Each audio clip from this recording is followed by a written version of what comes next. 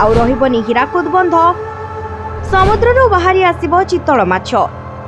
ଏହି ମାଛ ହସ୍ତିରେ ହେବ ନୂଆ ବନ୍ଧ ଓ କବାଟ। ମାଳିକାରେ କୁହାଯାଇଥିବା ଗୋଟି ଗୋଟି କଥା ଏବେ ପୁରା ହେବା ପାଇଁ ଯାଉଛି। 2024 ମସିହାରେ ଭାଙ୍ଗିବ ହୀରାକୁଦ ବନ୍ଧ। ବାହାରକୁ ଆସିବ ଚିତଳ ମାଛ, ଯାହା ସମ୍ବନ୍ଧରେ ବହୁ ବର୍ଷ ପୂର୍ବେ ମାଳିକାରେ ଲିଖିତ ହୋଇସାରିଛି। ଚିତଳ ମାଛ ବାହାରକୁ ଆସି ରାହାମାରେ ଥିବା ଶାରଦା ମାଙ୍କୁ ଦର୍ଶନ କରିବ ଏବଂ ଛତିଆ ବଟରେ ପ୍ରାଣ ହାରିବ। ମାଳିକାରେ ଏହା ସ୍ପଷ୍ଟ ରୂପେ ବର୍ଣ୍ଣନା କରାଯାଇଛି ଯେ ଗୁପ୍ତେ ଗୁପ୍ତେ ରହସ୍ୟ ସବୁ ଫିଟିବ ଓ ସେହି ଚିତଳ ମାଛ ବାହାରକୁ ଆସି ମାଙ୍କୁ ଦର୍ଶନ କରି ସମଗ୍ର ବିଶ୍ୱକୁ ଭସାଇ ନେବ। ଚିତଳ ମାଛ କୁମ୍ଭୀରକୁ ଖୋଜିବ, କିନ୍ତୁ ତାହାର ସନ୍ଧାନ ପାଇବ ନାହିଁ।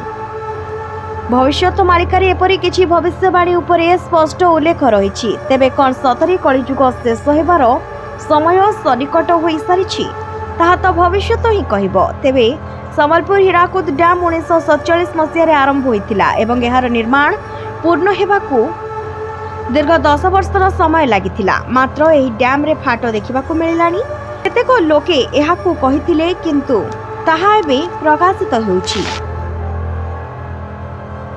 କୁହାଯାଏ କି ହୀରାକୁଦ ଡ୍ୟାମ୍ ଏହା ଉପରେ ପ୍ରଭାବ ପକାଉଛି। ଭବିଷ୍ୟତ ମାଳିକାରେ ଏପରି କିଛି ବିଷୟ ଉପରେ ସ୍ପଷ୍ଟ ଉଲ୍ଲେଖ ରହିଛି। ତେବେ କ'ଣ ସତରେ କଳିଯୁଗ ଶେଷ ହେବାର ସମୟ ସନ୍ନିକଟ ହୋଇସାରିଛି? ତାହା ତ ଭବିଷ୍ୟତ ମାଳିକା ହିଁ କହିବ। କହି ରଖୁଛୁ, ସମ୍ବଲପୁର ହୀରାକୁଦ ଡ୍ୟାମ୍ 1947 ମସିହାରେ ଆରମ୍ଭ ହୋଇଥିଲା ଏବଂ ଏହାର ନିର୍ମାଣ ପୂର୍ଣ୍ଣ ହେବାକୁ ଦୀର୍ଘ 10 ବର୍ଷ ସମୟ ଲାଗିଥିଲା। ମାତ୍ର ଏହି ଡ୍ୟାମ୍ରେ ଫାଟ ଦେଖିବାକୁ ମିଳିଲାଣି। କେତେକ ଲୋକ ଏହାକୁ କହିଥିଲେ, କିନ୍ତୁ ତାହା ଏବେ ପ୍ରକାଶିତ ହେଉଛି। କୁହାଯାଏ କି ହୀରାକୁଦ ଡ୍ୟାମ୍ ଏହା ଉପରେ ପ୍ରଭାବ ପକାଉଛି। ହୀରାକୁଦର ଜଳସ୍ତର ବଢ଼ିବାକୁ ଲାଗୁଛି। ତେବେ କ'ଣ ମାଳିକାରେ କୁହାଯାଇଥିବା ଲକ୍ଷଣ ସବୁ ସଫଳ ହେବାକୁ ଯାଉଛି? ଏହି ବିଶ୍ୱ ସମ୍ପୂର୍ଣ୍ଣ ଭାବରେ ଧ୍ୱଂସ ପାଇବ କି? ଏହା ପୂର୍ବରୁ ମଧ୍ୟ ପୁରୀ ବେଳାଭୂମିରେ ଶିବଲିଙ୍ଗ ଭାସିବ ଓ ଶ୍ରୀମନ୍ଦିର ମୁଣ୍ଡରେ ଚିଲ ଉଡ଼ିବା ଭଳି ଦୃଶ୍ୟ ଦେଖିବାକୁ ମିଳିଥିଲା ଏବଂ ତାହା ମାଳିକାରେ